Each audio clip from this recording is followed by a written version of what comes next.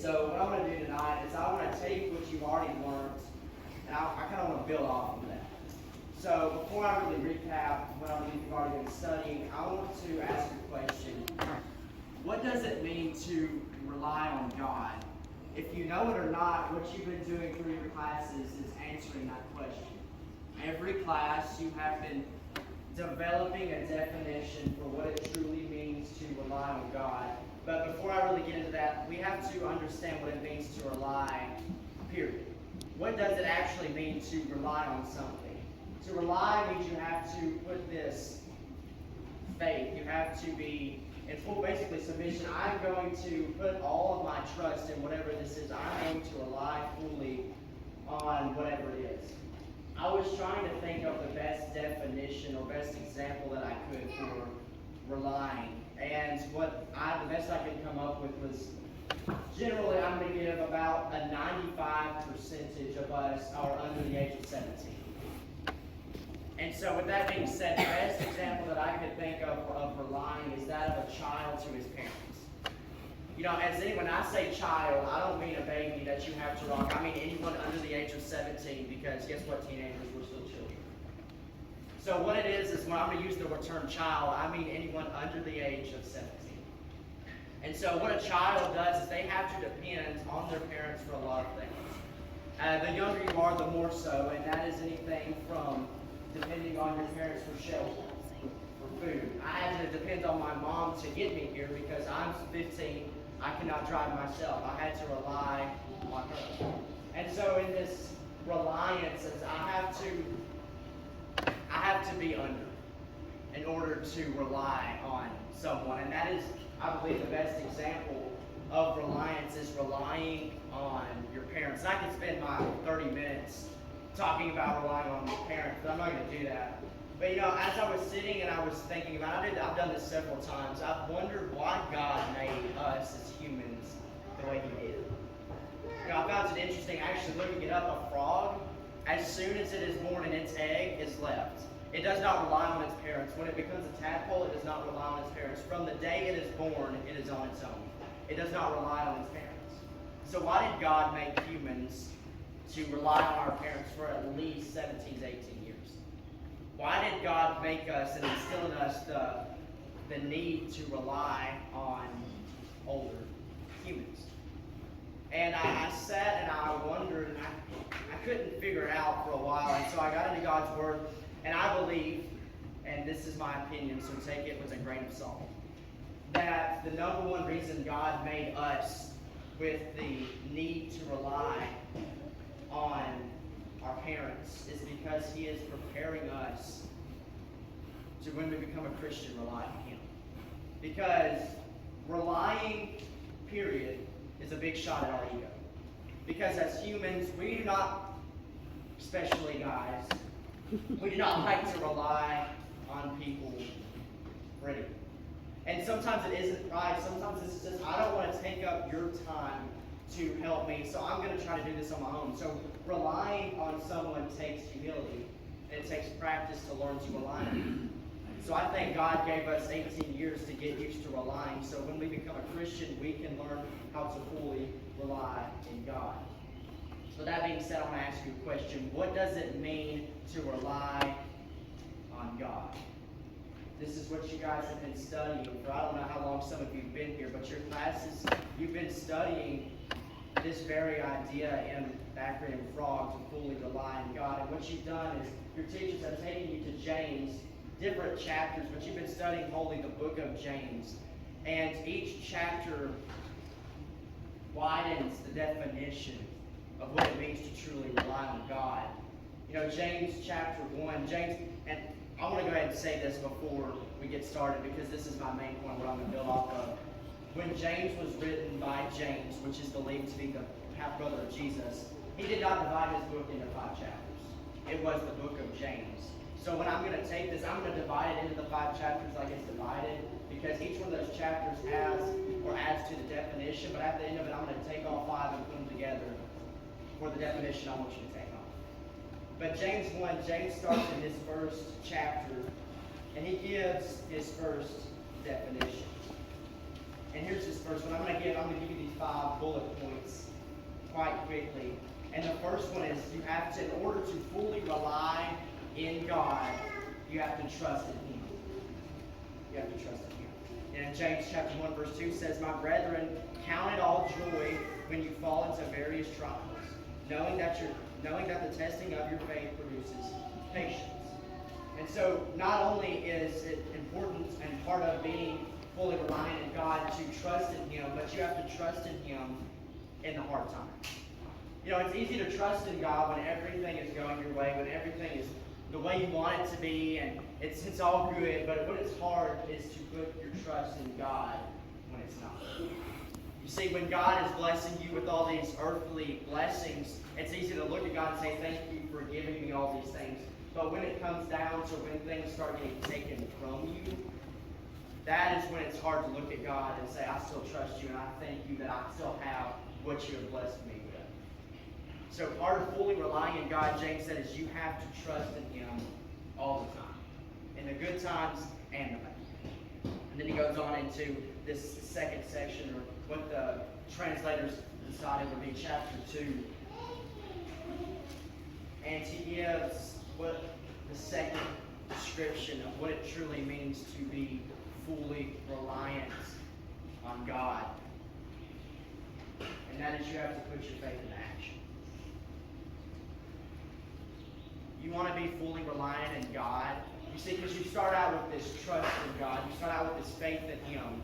But you can't truly be reliant in God unless you have that faith and you put it into action. He'll go on into the second chapter and say, "Look, faith without works is dead." And then he'll drop down about a verse and say, "I will show you my faith by my works." See, it's one thing to have a faith in God and walk around saying, "I believe in Jesus, yeah, Jesus is my Savior, I wear the What Would Jesus Do bracelets." But it's another thing to go to school and to talk about your friend, talk about Jesus to your friends. It's another thing to be a Christian light in the darkness of the world. That's two different things. That's what James is saying, because even when James was alive, there was Christians that were talking about how they believe in Jesus, but only when they were around fellow Christians. It's easy right now to say, "I believe in Jesus," isn't it? Because we're surrounded by Christians. What isn't easy is to go out into the world and say, "I believe in Jesus, and I'm going to show my faith by my works." That's sort of two totally different things. One is easier than the other. James said, you have to be fully reliant in God, and if you are going to do that, you have to show your faith. Then in the third section, and then that would be James chapter 3. And pretty much the bottom of chapter 3, James is going to give this third description of what it means to be fully reliant in God. And James said you have to seek God's wisdom. See, there's two types of wisdom. There's earthly wisdom, and I put that in quotes because it's really not.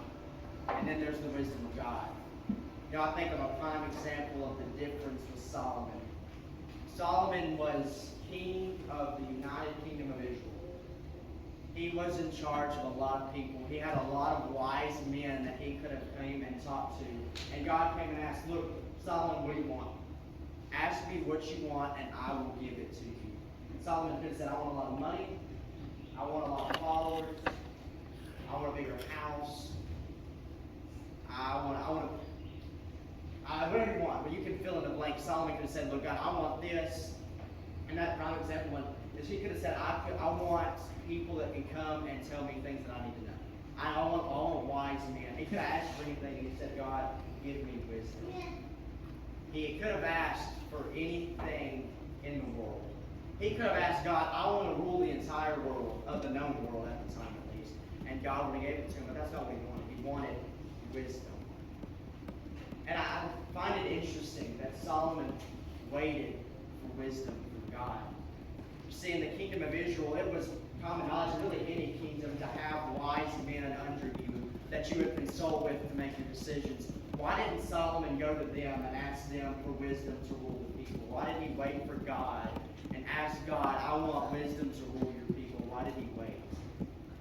Because there is a difference in the knowledge of the world and the wisdom of God. And Solomon understood that in order to be fully reliant in God, and that's what he was doing, I have to put my faith in Him. I have to show my faith by waiting for you Because we as humans, we need wisdom. That is one thing we lack, and that's something we gain as we get older.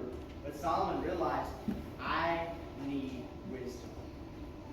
And then chapter 4 of James hits this fourth description. And James says, look, you want to be fully reliant in God.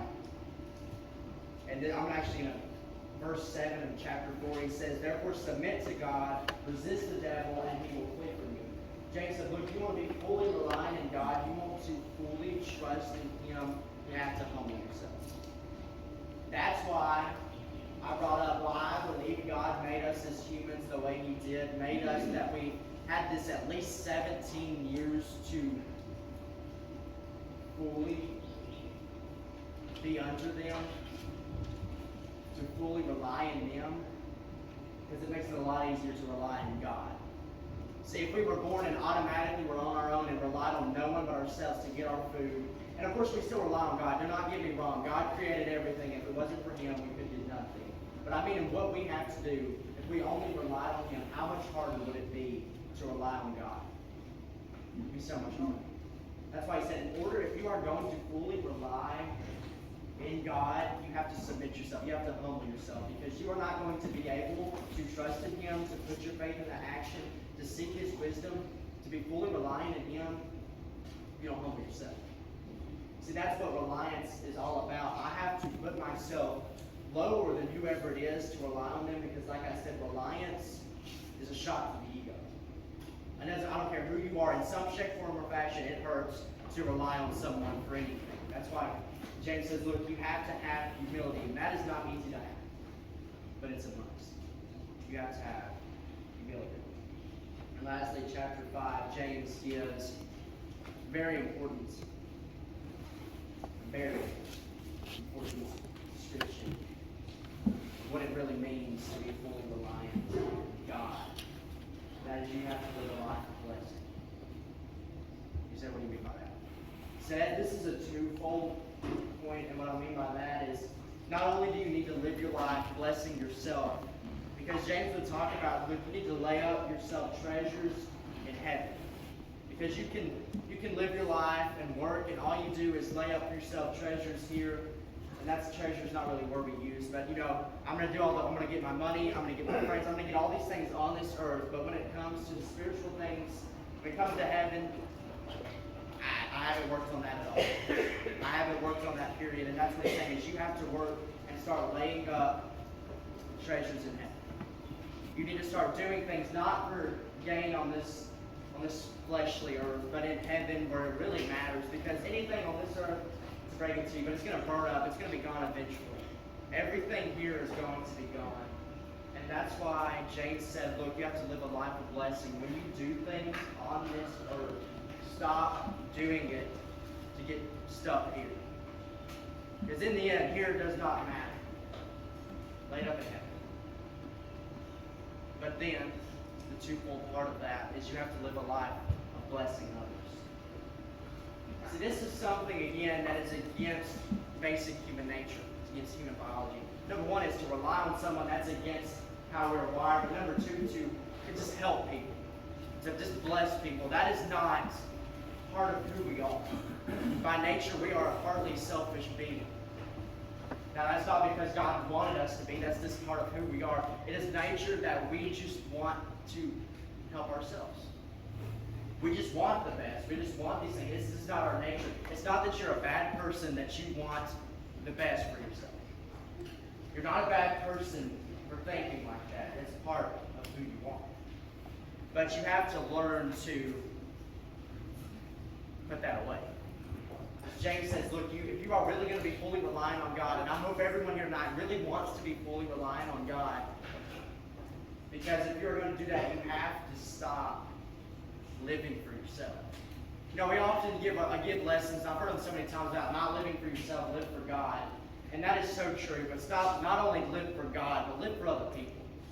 And this you can make this as complex or as easy as you want to get this, a blessing for other people. You can make this as hard as you want to or as easy as you want to. And what it really means to bless other people. And so I want to give you a challenge tonight. that I don't want you to leave this camp, I don't want you to leave this lesson, oh yeah, frog, fully rely on God, trust in Him, faith is worse, whatever. I need to bless other people. What I want you to do is when you go home, I want you to practice this. When you go home, I want you to practice blessing other people. You say, what does that mean? That means putting others before you. That can be as simple as before you go into a restaurant, open the door for whoever's coming behind you. And you say, well, that sounds too easy. It's that easy. You can make it complex. You can make it as hard as writing cards for the widows. There's all these things you can do, and some of it sounds silly. It sounds like it wouldn't do any good. Well, it really doesn't matter if it sounds silly. That's what we got to do. And you can make it more and more complex. And if you need ideas, come see me after. I can give them to you. But don't go back home and just do the same old thing. Don't go back home and keep blessing yourself, which is important. Do not get me wrong. You need to bless yourself sometimes. You need to help yourself. You need to do things for yourself, but do not always do everything you want to for yourself. Start doing stuff for others. Because that's what it really is to be a Christian, is to be different, is to be the light. That's what we've got to do. We've got to be the difference. There's those 5 definitions. And if you took James, like the translators did it, 5 different chapters, you would walk away with 5 different definitions that you never would tie together. You would walk around, I got to remember to trust in God. I've got to remember to show my faith. I have to live a life of blessing others and myself. And it's hard to keep them all together. And that's why, I don't know how to word this, I really don't like sometimes the Bible being split up the way it is. I mean, it's helpful for us to find verses because, I'll be honest with you, the 2 verses I was reading, I would have never been able to find them if there wasn't this division. But I really don't like the fact that we have these 5 chapters of James and we never tied them together. Because there was a big, all-encompassing definition that James is trying to get at that you will miss if you keep James divided into 5 chapters. Because if we're going fully relying on God, because that's what this whole book's about. This whole book is about fraud, fully relying on God. But if we keep it as just 5 chapters, what you're going to do is you're going to go home with 5 different definitions and no clue how to tie them all together. So what you got to do is you have to read it all together. I know that's hard. We live a very busy life, and it's hard for us to find the time to read an entire book of the Bible. But I encourage you someday, preferably very soon, to find the time to read it. It's not that long in comparison, because we find time to do other things. I struggle with this myself. I can find the time if I want to do it. Find the time. Because you're going to miss so much if you don't read it together. But that was the recap of what Frog has been for this camp. So I want to take those 5 definitions, I want to combine them into one, and this is what I want you to take home. All of these definitions are very true, they're very accurate. But there's an all-encompassing definition that everybody's pretty much missed. James' overall definition for you want to fully rely on God is you got to be like a child. You have to be like a child. You say, what? What? You see, I told you the definition or at least that I was going to use tonight for a child was anyone under the age of 18. And when the word I'm using now for child is a little different. But I don't mean by a child, I don't mean a baby that is like 3 months. What I mean is one that's old enough to think for themselves. And what I find, and I'm going to tie this all together. What James is teaching in this entire book about being like a child, because that's what this is he simply reiterating what Jesus taught. He's simply reiterating what his brother taught the people. And I want to show you this. If you have a Bible, and I hope you do, open it up to Matthew chapter 18. Matthew chapter 18. We'll start reading verse 1. Matthew chapter 18, starting in verse 1. It says, and at that time the disciples came to Jesus, saying, who then is the greatest in the kingdom of heaven? Then Jesus called a little child to him and set him in the midst of them, and and said, Truly I say to you, unless you are converted and become as little children, you will by no means enter the kingdom of heaven. Therefore, whoever humbles himself as this little child is the greatest in the kingdom of heaven. Whoever receives one little child like this in my name receives me. But whoever causes one of these little ones who believe in me to sin. I'm going to stop right there because I want to make a point. What Jesus is doing is he's showing, because the disciples, the apostles basically came to Jesus, and they, many times in Scripture, the apostles, the disciples started disputing about who was going to be the greatest in the kingdom of heaven. Because some believed, since Peter had some good times with Jesus. Peter thought, I'll be the best in the kingdom of heaven. John, he was the apostle whom Jesus loved. Man, shouldn't he be the greatest in the kingdom of heaven? So they started disputing about who was going to be the greatest in the kingdom of heaven. Well, finally they decided to take it to Jesus. Or they finally decided, look, we'll take it to Jesus and we'll see which one is really going to be the greatest in the kingdom of heaven. After all, Jesus is going to be in heaven. He's going to be on the throne. He should know who's going to be the greatest. So they come to him and they say, all right, Jesus, tell us, which one of us is going to be the greatest in the kingdom of heaven? And these disciples are all standing around Jesus expecting a name to be coming out. But realize it wasn't just the 12 apostles that were there. There was apparently quite a few other people. Jesus said, he brought a child to him. He asked the child to come to him. The child came. He said, unless you are like this little child, you'll never make it to heaven. Unless you are converted. And what converted means, oftentimes when we think of the word converted, we think of, I was baptized, I was a sinner, I obeyed the gospel, I was converted. That's not what the word means. That is accurate, but what converted means is I have a belief, I have a way of living, and converted means I'm going to leave that because I have faith and trust in something else, and I'm going to come over here. I'm in full reliance to whatever this is, that I'm going to leave everything I know, and I'm going to come over here. That's conversion. That's accurate for being converted into the Lord's church, but that is not the real definition. And that's what he said, unless you're like this little child, unless you are converted, that means you are all disputing about who's going to be the greatest in the kingdom of heaven. Unless you're converted, unless you leave this idea of that I can be the greatest, and I was like this child that has said absolutely nothing but has sat here and listened to me teach. Unless you are like him, unless you are humbled, you will by no means enter the kingdom of heaven. And when he said, unless you are like this child, he made a whole lot of points. He made exactly all 5 points James made, Jesus made in that one statement. He said, unless you are converted and you're like this child, which means this child was already over here converted. That means he had trusted in Jesus. He was listening to Jesus. Jesus told him to come here. He said, unless you're converted like this child, and by child we know this is not a baby that is less than 3. They say the child here was somewhere around the age of 7 or 8. Because he was old enough to come to Jesus, to know who Jesus was, and to obey him. So this wasn't a very adolescent child. This was still a child. We do not know the exact age, but it's not likely that he was under the age of 5. So this was an older child. So Jesus said, unless you're converted like this child, unless you have trust and faith in me, unless you show that faith by obeying me, and notice that child was there. I think a lot of times I've heard preachers preach this sermon, and none of them make the observation that the child was there listening to Jesus. Why was he there? He was seeking the wisdom of God. And that child humbled himself. That child, he could have been in that dispute with the apostles. I mean, this child, he could have walked up and said, look, I think I'm going to be the greatest in the kingdom of heaven. And he could have gave his reasons why, but he humbled himself to be fully reliant on Jesus and just sit and listen. To have no input on who he thought would be the greatest in the kingdom of heaven. And then Jesus said, unless you're converted like this child, living a life of blessing. I don't think we understand how much the disciples were blessed by that child being there.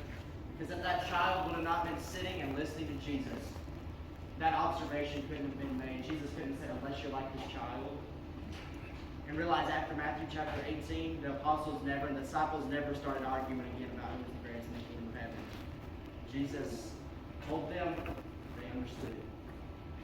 And they no longer talked about the topic because they understood it really didn't matter who was the greatest in the kingdom of heaven. What mattered getting there. And unless they stopped being selfish, unless they stopped living for themselves, unless they started being converted, being like a child, you're by no means in the kingdom of heaven. Everything Jesus taught that day, James simply reminded us. He went into a little more detail. He gave a little more thought. But in the end, they said the same thing. You really want to be fully reliant on God, you have to be like a child.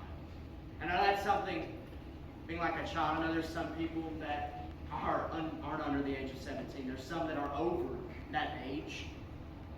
And so it's hard to grasp being a child. You know, you don't really, you want to think about that. I grew up, I've been a child one time, not that anymore. You know, I started out by saying the best example that I could give of being fully reliant on God was that between a child and his earthly parents. And the reason I gave that example is because God trained us to be reliant. No matter what age you are, when you obey the gospel and reliance, no matter what age you are, nothing changes. You're still reliant. You're still a child. You're just reliant to your Heavenly Father. So it doesn't matter what your age is. It doesn't matter how young or how old you are.